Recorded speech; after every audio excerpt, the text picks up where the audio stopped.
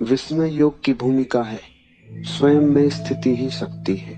वितर्क अर्थात विवेक आत्मज्ञान का साधन है।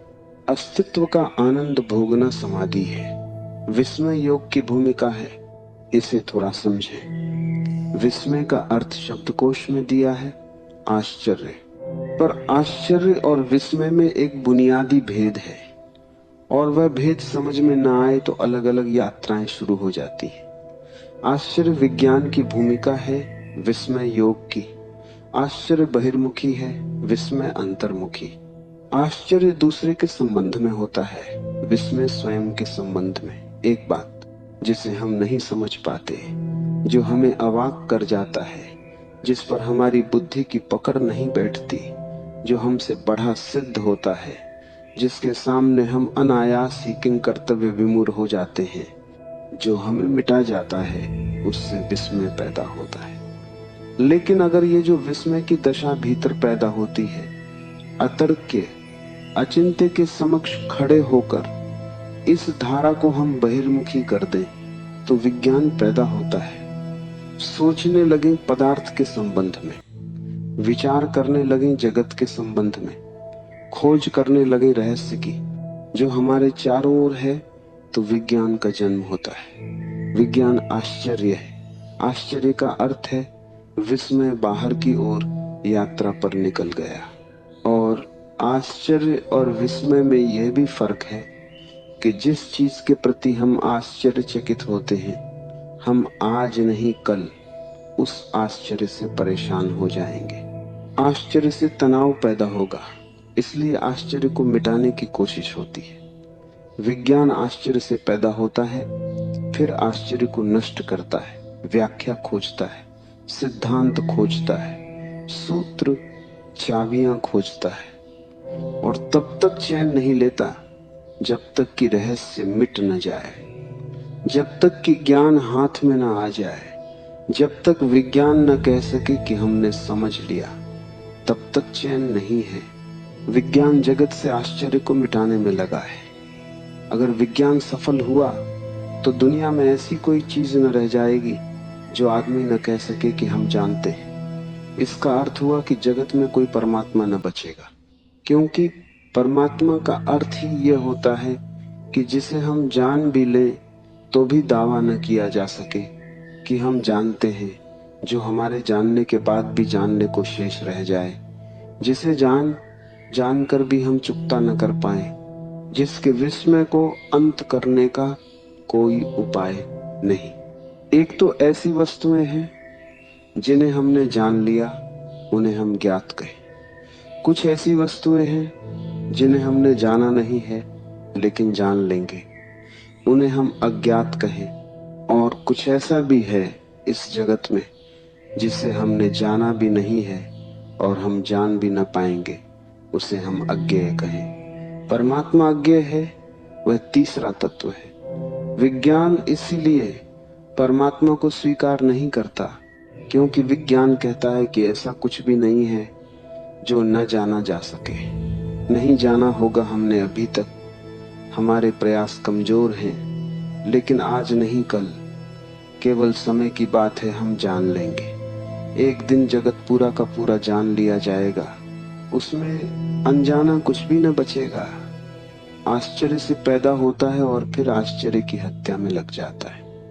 इसलिए विज्ञान को मैं पितृघाती कहता हूं। वह जिससे पैदा होता है उसे मिटाने में लग जाता है। धर्म बिल्कुल विपरीत है। धर्म भी एक आश्चर्य भाव से पैदा होता है। उस आश्चर्य भाव को शिव सूत्र में विस्मय कहा है। फर्क इतना ही है कि जब किसी स्थिति में आश्चर्य से भर जाता है धार्मिक खोजी, तो वह बाहर की यात्रा पर नहीं जाता, वह स्वयं की यात्रा पर जाता है। जब भी कोई रहस्य उसे घेर लेता है तो वह सोचता है, मैं जानूं कि मैं कौन हूं। रहस्य अंतर्मुखी बन जाए, यात्रा खोज भीतर चलने लगे, पदार्थ की तरफ नहीं, स्व की तरफ मेरी खोज उन्मुख हो जाए।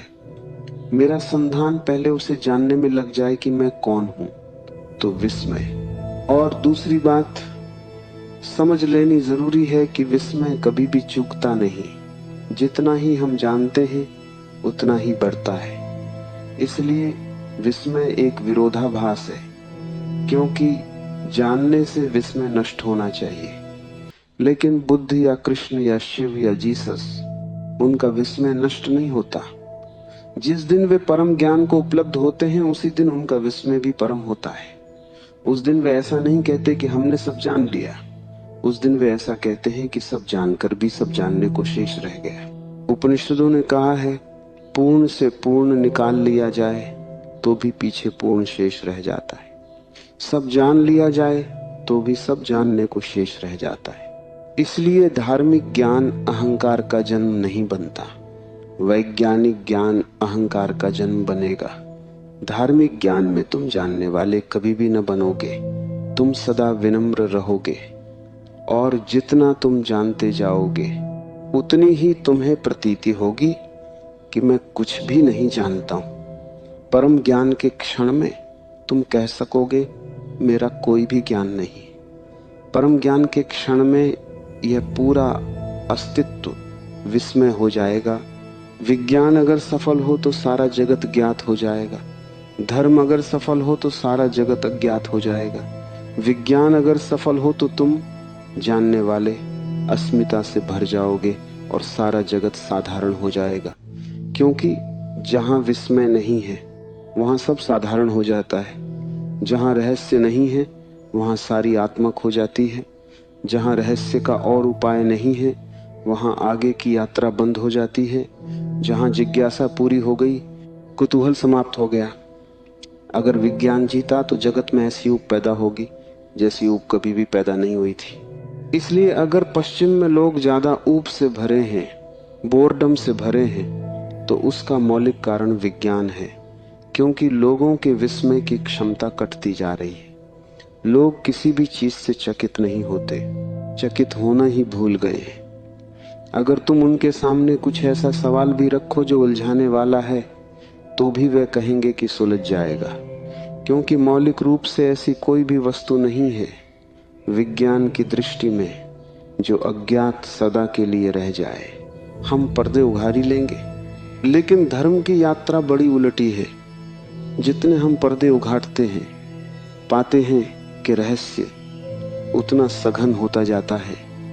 जितने हम करीब आते हैं उतना ही पता चलता है कि जानना बहुत मुश्किल है। और जिस दिन हम परमात्मा के ठीक केंद्र में प्रवेश कर जाते हैं उस दिन सभी कुछ रहस्यपूर्ण हो जाता है। बुद्ध के लिए आकाश के तारे ही रहस्यपूर्ण नहीं है, जमीन पर पड़े कंकड़ पत्थर भी आश्चर्यपूर्ण हो गए हैं। बुद्ध के लिए यह विराट ही रहस्यमय नहीं है, क्षुद्र से क्षुद्र घटना भी रहस्यपूर्ण हो गई है। एक बीज का जमीन से अंकुरित होना भी उतना ही रहस्यपूर्ण है जितना इस पूरी सृष्टि का जन्म। तो जैसे जैसे विस्मय घना होगा वैसे वैसे तुम्हारी आंखें छोटे बच्चे की तरह होती जाएंगी, क्योंकि छोटे बच्चे के लिए सभी कुछ विस्मय होता है। छोटे बच्चे को चलते देखो, वह रास्ते पर जा रहा है, हर चीज उसे चौंकाती है। एक रंगीन पत्थर उसे कोहिनूर मालूम होता है। तुम हंसते हो क्योंकि तुम ज्ञाता हो, तुम जानते हो कि यह रंगीन पत्थर है। पागल मत हो, यह कोहिनूर नहीं है, लेकिन छोटा बच्चा उस पत्थर को खीसे में रख लेना चाहता है। तुम कहोगे वजन मत ढो, और गंदा पत्थर है, कीचड़ में पड़ा है, फेंक इसे। लेकिन बच्चा उसे पकड़ता है, क्योंकि तुम बच्चे को नहीं समझ पा रहे। बच्चे के लिए विस्मय है, यह रंगीन पत्थर किसी कोहिनूर से कम कीमती नहीं। कीमत विस्मय की है। पत्थरों की थोड़े ही कोई कीमत होती है। एक तितली भी उसे इतना सम्मोहित कर लेती है जितना परमात्मा भी तुम्हें मिल जाए तो सम्मोहित नहीं करेगा। वह तितली के पीछे दौड़ना शुरू कर देता है। एक छोटे बच्चे की जैसी निर्मल दशा है, ऐसे विस्मय की परम स्थिति में, बुद्धत्व की स्थिति में किसी भी व्यक्ति की हो जाती है। इसलिए जीसस ने कहा है कि जो छोटे बच्चों की तरह सरल होंगे वे ही केवल मेरे प्रभु के राज्य में प्रवेश कर सकेंगे। जीसस ने वही कहा है जो शिव इस सूत्र में कह रहे हैं। विस्मयो योग भूमिका, विस्मयो योग भूमिका, विस्मय योग का प्रथम चरण है। तब तो बहुत बातें ख्याल में ले लेनी जरूरी है। तुम्हारे पास जितना ज्ञान होगा उतनी ही योग की भूमिका मुश्किल हो जाएगी। तुम्हें जितना दंभ होगा कि मैं जानता हूं, उतना ही तुम योगी ना हो पाओगे। जितने शास्त्र तुम्हारे चित्त पर भारी होंगे, उतना ही तुम्हारा विस्मय नष्ट हो गया। एक पंडित को पूछो परमात्मा के संबंध में, तो वह ऐसे उत्तर देता है जैसे परमात्मा कोई उत्तर देने की बात हो, जैसे कि कोई उत्तर दिया जा सकता हो। पंडित को पूछो, उसके पास उत्तर रेडीमेड है, तुमने पूछा भी नहीं था, उसके पास उत्तर तैयार था। परमात्मा भी उसे अवाक नहीं करता, उसके पास सूत्र सब निश्चित हैं, वह तत्क्षण समझा देता है। लेकिन बुद्ध के पास जाओ, पूछो परमात्मा के संबंध में, बुद्ध चुप रह जाते हैं। शायद तुम यही सोच कर लौट आओ, क्योंकि बहुत से पंडित बुद्ध के पास से यही सोच कर लौट गए कि यह आदमी चुप रह गया, इसका मतलब है इसे पता नहीं है। और ये आदमी इसलिए चुप रह गया कि विस्मय तो द्वार है। तुम अगर थोड़े समझदार होते तो तुम रुक गए होते इस आदमी के पास जिसने उत्तर नहीं दिया, और तुमने इस आदमी को समझने की कोशिश की होती, इसकी आंखों में झांका होता, इसके सत्संग में, इसकी सन्निधि में तुम रहे होते, क्योंकि इसे कुछ स्वाद मिल गया है, और वह स्वाद इतना बड़ा है कि शब्द उसे कह नहीं सकते। और इसे कोई ऐसा दर्शन हुआ है जो उत्तर नहीं बनाया जा सकता। प्रश्न और उत्तर स्कूली बच्चों की बातें हैं, तुम्हारा प्रश्न ही बेहुदा है। परमात्मा के संबंध में कोई प्रश्न नहीं पूछ सकता। विराट के संबंध में कोई प्रश्न कैसे पूछा जा सकता है? विराट के संबंध में तो प्रश्न उत्तर दोनों गिर जाते हैं। तुम्हारा प्रश्न क्षुद्र है, इसलिए बुद्ध चुप रह गए। लेकिन तुम शायद ये सोच कर लौटोगे कि इस आदमी को पता होता तो जवाब देता, इसने जवाब नहीं दिया, इसे पता नहीं। तुम पंडित को पहचानते हो, क्योंकि तुम्हारा सिर भी शब्दों से भरा है। तुम ज्ञानी को न पहचान पाओगे, क्योंकि ज्ञानी विस्मय से भरा है और तुम्हारा विस्मय नष्ट हो गया है। जगत में बड़ी से बड़ी दुर्घटना है, और वह विस्मय का नष्ट हो जाना। जिस दिन तुम्हारा विस्मय नष्ट होता है, उसी दिन तुम्हारे छुटकारे का उपाय मुश्किल हो गया। जिस दिन तुम्हारा विस्मय नष्ट हुआ, उसी दिन तुम्हारा बाल हृदय मर गया, जय हो गया, तुम बूढ़े हो गए। क्या अब भी तुम चौंकते हो? क्या जीवन तुम्हें प्रश्न बनता है? क्या चारों तरफ से पक्षियों की आवाजें, झरनों का शोरगुल, हवाओं का वृक्षों से गुजरना तुम्हारे लिए किसी पुलक से भर जाता है? तुम आह्लादित हो जाते हो? तुम जीवन को चारों तरफ देखकर अवाक होते हो? नहीं, क्योंकि तुम्हें सब पता है कि यह पक्षियों की आवाज है, ये शोरगुल हवाओं का वृक्षों में। तुम्हारे पास हर चीज के उत्तर हैं। उत्तरों ने तुम्हें मार डाला है। तुम ज्ञान के पहले ज्ञानी हो गए हो। विस्मयो योग भूमिका। और जो व्यक्ति योग में प्रवेश करना चाहे, विस्मय उसके लिए द्वार है। अपने बचपन को वापस लौटाओ, फिर से पूछो, फिर से कुतूहल करो, फिर से जिज्ञासा जगाओ, तो तुम्हारे भीतर जहां जहां जीवन के स्रोत सूख गए हैं, फिर हरे हो जाएंगे। जहां जहां पत्थर अच गए हैं, वहां वहां झरना फिर प्रकट हो जाएगा। तुम फिर से आंख खोलो और चारों तरफ देखो। सब उत्तर झूठे हैं, क्योंकि सब तुम्हारे उत्तर उधार हैं। तुमने खुद कुछ भी नहीं जाना है, लेकिन तुम उधार ज्ञान से ऐसे भर गए हो कि तुम्हें प्रतीति होती है कि मैंने जान लिया। विस्मय को जगाओ। तुम्हारे आसन प्राणायाम से कुछ भी न होगा जब तक विस्मय न जग जाए, क्योंकि आसन प्राणायाम सब शरीर के हैं। ठीक है, शरीर शुद्धि होगी, शरीर स्वस्थ होगा, लेकिन शरीर की शुद्धि और शरीर का स्वास्थ्य तुम्हें कोई परमात्मा से न मिला देगा। विस्मय मन की शुद्धि है। विस्मय का अर्थ है मन सभी उत्तरों से मुक्त हो गया। विस्मय का अर्थ है तुमने हटा दिया उत्तरों का कचरा। तुम्हारा प्रश्न फिर नया और ताजा हो गया, और तुमने अपने अज्ञान को समझा। विस्मय का अर्थ है मुझे पता नहीं, पांडित्य का अर्थ है मुझे पता है। जितना तुम्हें पता है उतने ही तुम गलत हो। जब तुम सरल भाव से कहते हो मुझे कुछ भी पता नहीं है, यह सारा जगत अज्ञात है, जो भी मुझे पता है वह भी काम चलाओ है, मैंने अभी कुछ भी नहीं जाना है, ऐसी प्रतीति जितनी गहरी तुम्हारे हृदय में बैठ जाएगी, तुमने योग का पहला कदम उठाया। फिर दूसरे कदम आसान है, लेकिन अगर पहला कदम ही चूक जाए तो फिर तुम कितनी ही यात्रा करो उससे कुछ हल नहीं होता, क्योंकि जिसका पहला कदम गलत पड़ा वह मंजिल पर नहीं पहुंच सकेगा। पहला कदम जिसका सही है उसकी आधी यात्रा पूरी हो गई। और विस्मय पहला कदम है। थोड़ा गौर से देखो, तुम्हारे पास ज्ञान है, तुम भी थोड़े गौर से देखोगे तो समझ लोगे ज्ञान नहीं है, सब कचरा है, इकट्ठा कर लिया है शास्त्र से, गुरुओं से, संतों से, और उसे तुम बहुमूल्य थाती की तरह संजोए बैठे हो। उसने तुम्हें कुछ भी नहीं दिया, सिर्फ तुम्हारे विस्मय की हत्या कर दी। तुम्हारा विस्मय तड़प रहा है, मरा हुआ पड़ा है। अब तुम चौंकते नहीं, अब तुम्हें कोई भी चीज चौंकाती नहीं। एक ईसाई फकीर हुआ, एक हार्ट, उसने एक बड़ी अनूठी बात कही है। उसने कहा, संत वह है जिसे हर चीज चौंकाती है, हर चीज, छोटी छोटी घटनाएं जिसे चौंका देती हैं। पानी में पत्थर गिरता है, आवाज होती है, लहरें उठती हैं, संत को चौंका देती हैं। ये इतना विस्मयपूर्ण है, इतना रहस्यपूर्ण है। संत श्वास लेता है, जीता है, यह भी काफी चौंकाने वाला है।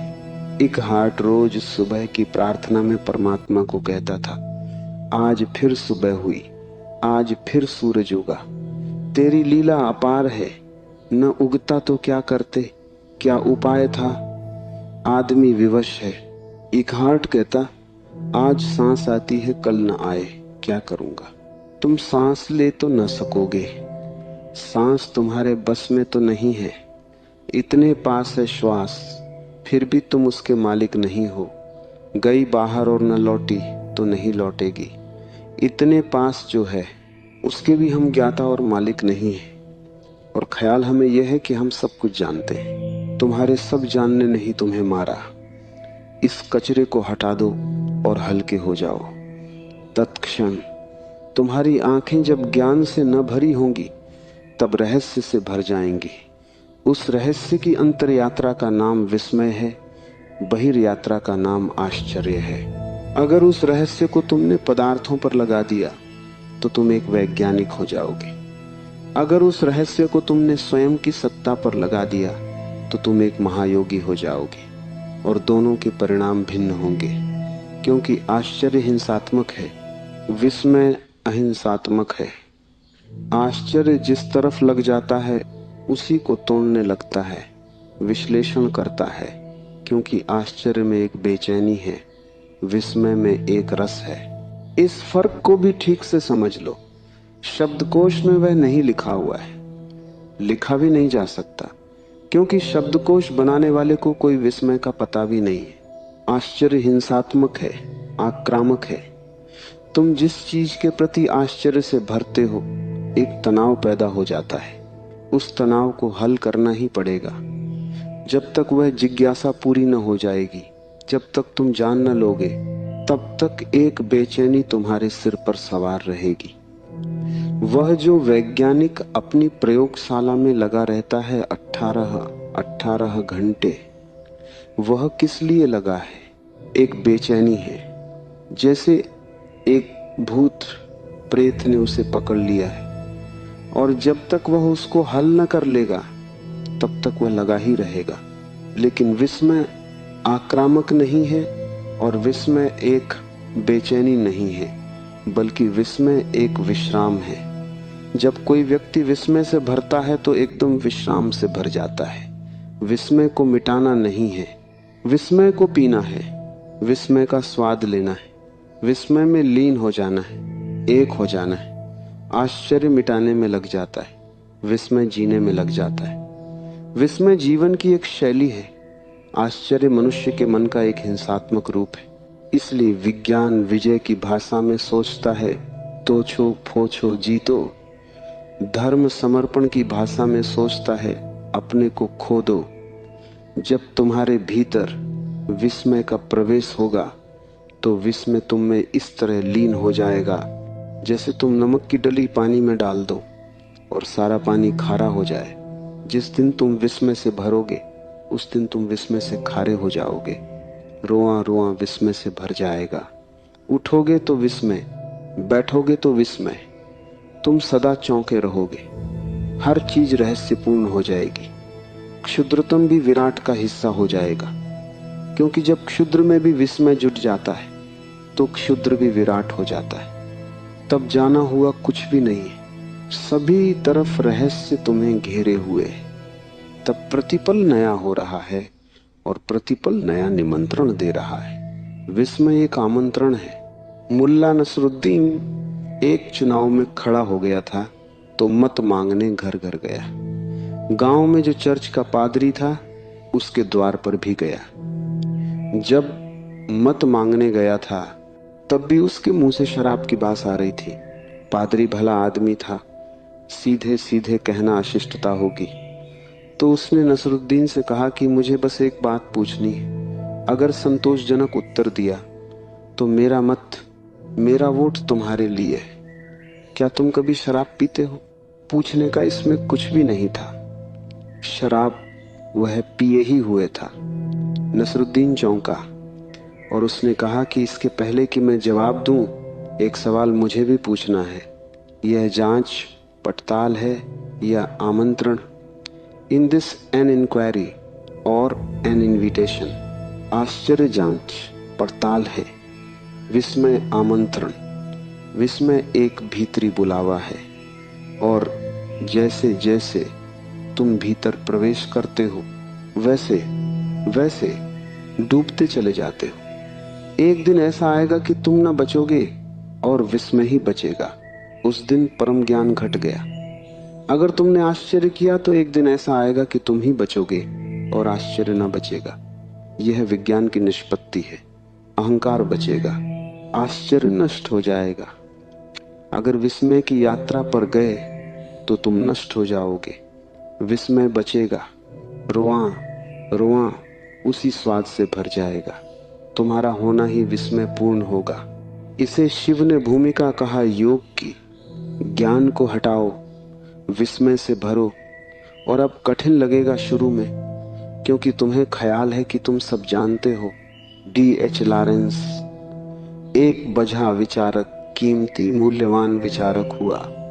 एक छोटे बच्चे के साथ बगीचे में घूम रहा था। उस छोटे बच्चे ने पूछा, वही दी ट्रीज आर ग्रीन, वृक्ष हरे क्यों हैं? छोटे बच्चे ही ऐसे सवाल पूछ सकते हैं, इतने ताजे सवाल। तुम तो ये सवाल ही नहीं सोच सकते। तुम कहोगे वृक्ष हरे हैं, इसमें पूछना क्या है? ये कोई सवाल है? ये बच्चा मूर्ख है। लेकिन तुम फिर से सोचो, वृक्ष हरे क्यों हैं? तुम्हें सच में उत्तर पता है? शायद तुम में कोई विज्ञान का विद्यार्थी हो तो वो कहेगा क्लोरोफिल के कारण। मगर इससे कोई बच्चे के प्रश्न का हल तो नहीं होता। बच्चा पूछेगा कि वृक्ष में क्लोरोफिल क्यों है? आखिर क्लोरोफिल को वृक्ष में होने की क्या जरूरत है और आदमी में क्यों नहीं है? और क्लोरोफिल कैसे वृक्षों को खोजता रहता है? क्यों का कोई सवाल क्लोरोफिल से होता नहीं हल। विज्ञान जो भी जवाब देता है सब ऐसे ही है। उससे प्रश्न सिर्फ एक सीढ़ी और पीछे हट जाता है, बस। अगर तुम जरा समझदार हो तो प्रश्न फिर उठा सकते हो। विज्ञान के पास क्यों का कोई उत्तर नहीं है, इसलिए विज्ञान विस्मय को नष्ट कर नहीं सकता, सिर्फ भ्रम पैदा करता है नष्ट करने का। लेकिन D.H. लॉरेंस कोई वैज्ञानिक नहीं था। वह एक कवि था, एक उपन्यासकार था। उसके पास संचेतना थी सौंदर्य की। वह खड़ा हो गया, वह सोचने लगा। उसने बच्चे से कहा कि मौका दो, क्योंकि मुझे खुद ही पता नहीं।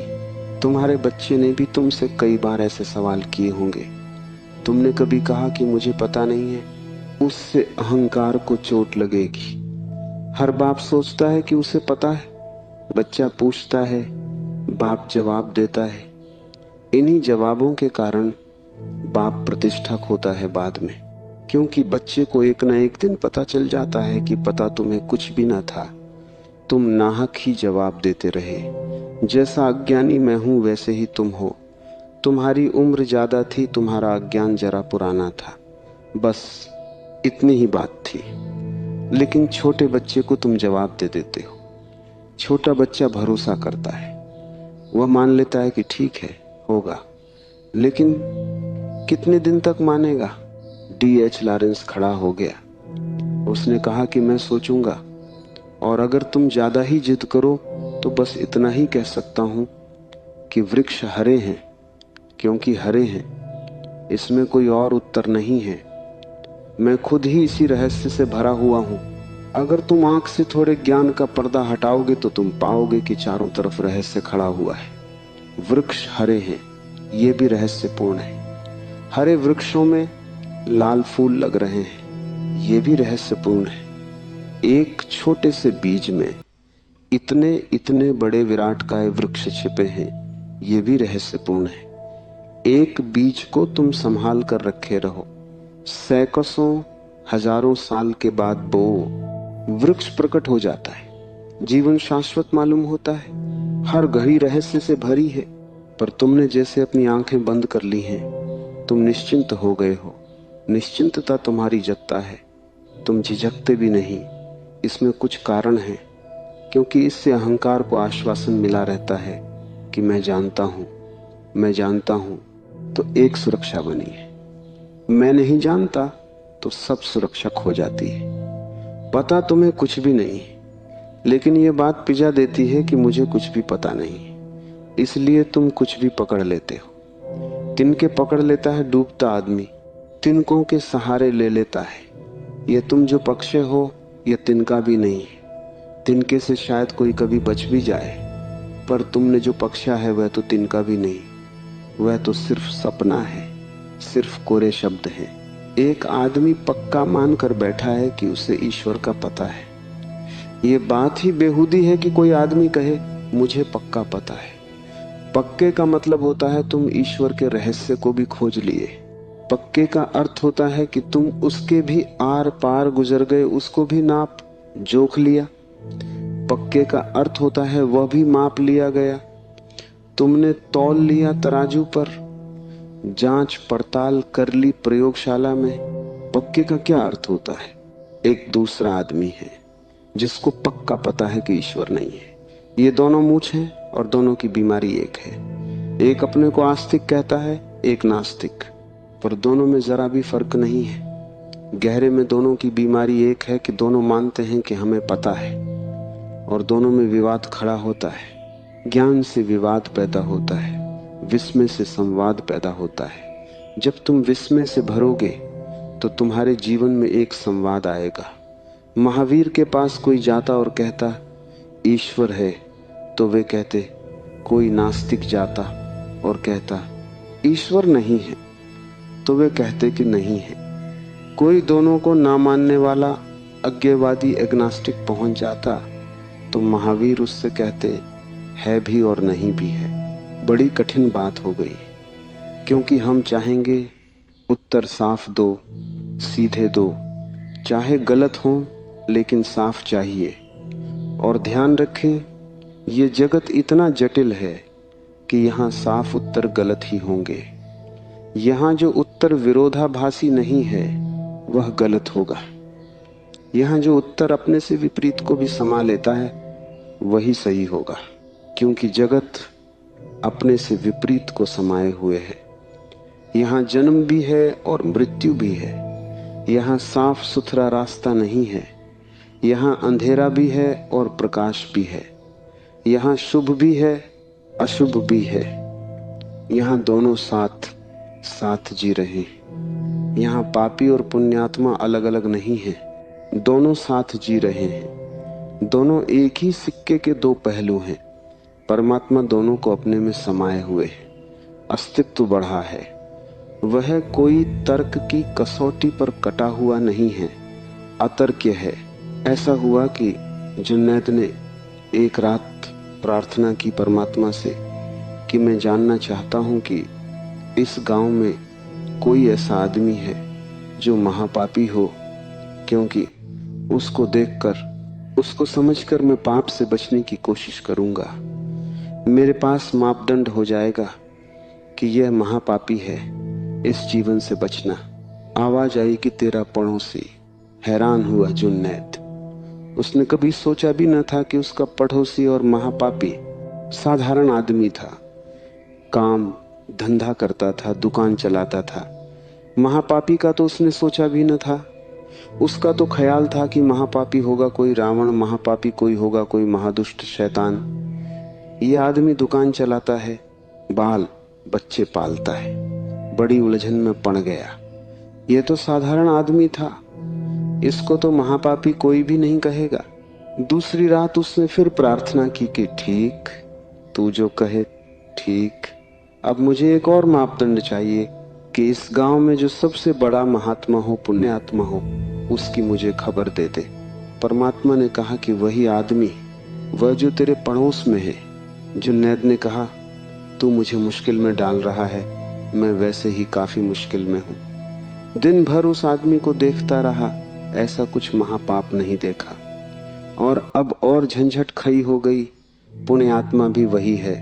तो आवाज आई, मेरी दुनिया में दोनों जुड़ हैं। सिर्फ बुद्धि तोड़कर चीजों को देखती है। यहाँ बड़े से बड़े संत के पीछे भी छाया पड़ती है, यहाँ बड़े से बड़े पापी के चेहरे पर भी रोशनी है। इसलिए तो ये संभव होता है कि पापी चाहे तो संत हो जाए, संत चाहे तो पापी हो जाए। इतनी आसानी से बदलाहट इसीलिए तो संभव है कि दोनों छिपे हैं एक में ही। अंधेरा और उजेला अलग अलग नहीं है, रात और दिन जुड़े हैं। तर्क तोड़ता है और साफ रास्ते बनाता है। तर्क ऐसे है जैसे कि तुमने एक छोटा सा बगीचा बना लिया हो, साफ सुथरा, कटा पिटा, जीवन जंगल की तरह। वहां कुछ साफ सुथरा नहीं, वहां सब चीजें एक दूसरे से उलझी हैं।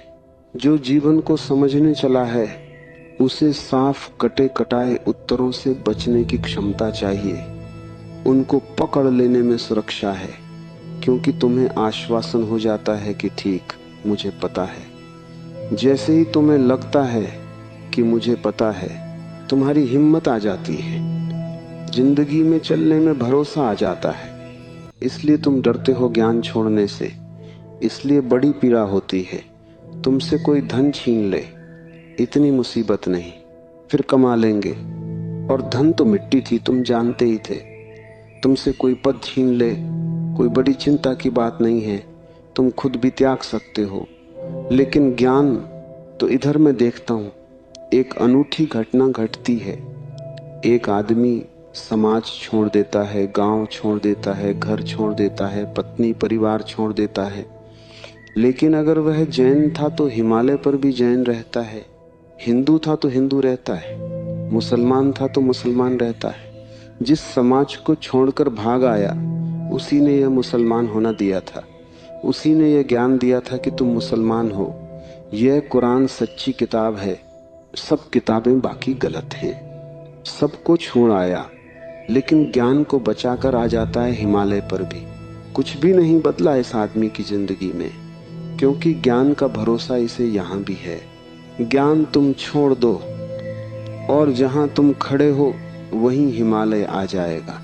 हिमालय का अर्थ ही इतना है कि जहां सब रहस्य पूर्ण है, जहां उत्तुंग शिखर हैं जिन्हें तुम छू न सकोगे, और जहां अनंत खाइयां हैं जिनमें तुम उतर न सकोगे, जो हमारे सभी पैमानों से बढ़ा है। विस्मय का अर्थ है जहां तुम्हारी बुद्धि व्यर्थ हो जाती है, जहां तुम्हारा अहंकार असमर्थ हो जाता है, जहां तुम एकदम असहाय हो जाते हो।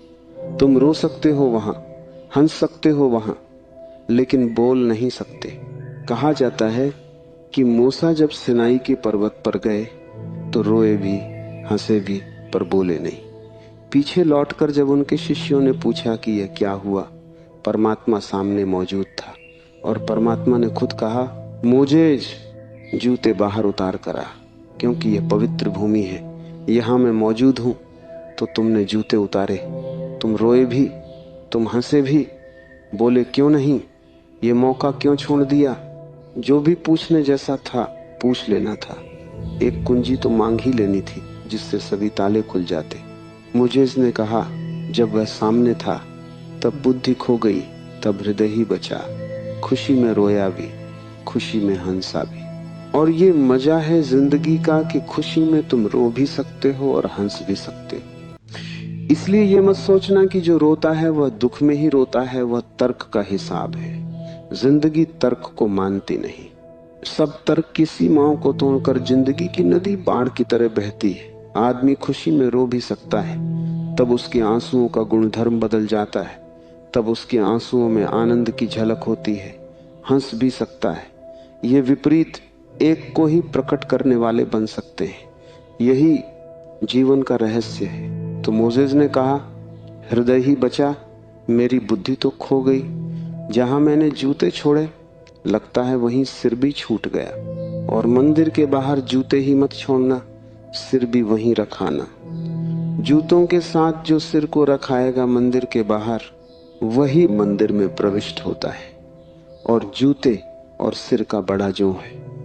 इसलिए जब तुम किसी से गुस्से में आ जाते हो तो जूता उसके सिर में मारते हो। साधु अपना ही जूता अपने सिर में मार लेता है। ये दो छोर हैं, ये दो अतियां हैं। एक तरफ जूते हैं, एक तरफ सिर है, दोनों के मध्य में तुम हो। और वह जो मध्य बिंदु है तुम्हारा, वहां सभी विपरीत मिल रहे हैं। वहां तुम्हारे पैर और वहां तुम्हारा सिर मिल रहा है, वही हृदय है। तो मोजेज ने कहा, रोया हंसा क्योंकि विस्मय से भर गया, अवाक रह गया। मोजेज ने कहा, अब सो न सकूंगा, अब जो देखा है उसे अनदेखा न कर सकूंगा। अब जो हो गया अब उसका मिटना नहीं हो सकता। वह मुझे जो पहले था अब बचा नहीं। अब मैं दूसरा ही आदमी हूं। यह एक नया जन्म है। इसको हिंदू द्विज कहते हैं। जब कोई आदमी का ऐसा दूसरा जन्म हो जाए, सभी ब्राह्मण द्विज नहीं,